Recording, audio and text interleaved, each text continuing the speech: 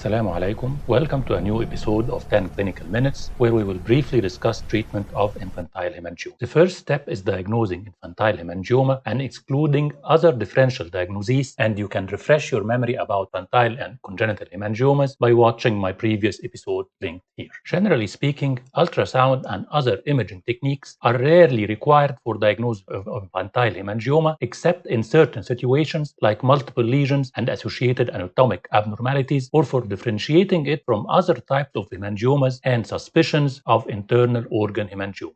To treat or to wait for spontaneous resolution depends on several findings. Treatment is essential for high-risk infantile hemangiomas, and these are hemangiomas that may ulcerate or lead to functional impairment or cause future disfigurement predicted by sites and morphology of the lesions. Also, hepatic and syndromic infantile hemangiomas lie under the high-risk category. The first-line therapy for high-risk infantile hemangiomas is propranolol, which should be started as early as possible during the proliferative phase of the hemangioma. If propranolol fails or is contraindicated, prednisolone or sirolimus may be added to the regimen or used independently. Intralesional triamcinolone acetinoid and bleomycin may be added to small focal lesions, and topical timolol and corticosteroids may also be used for superficial lesions. Surgery is usually discouraged except in certain circumstances, including failure of pharmacological therapy and life-threatening lesions. Pulsed dye and Nd:YAG laser are not first-line therapies anymore due to lack of evidence about their effectiveness in gross-phase arrest. Nowadays, ablative laser and surgery are mainly used for post-resolution scarring and telangiectasias. In patients with low-risk infantile hemangioma, a wait-and-see approach is preferred. These include infantile hemangiomas that are small, non-segmental, affecting the trunk, with no risk of ulceration or functional impairment. To be objective, tools like hemangioma severity scale may guide the treatment decision. However, the quality of life and family burden questionnaires are also important tools for an appropriate decision making.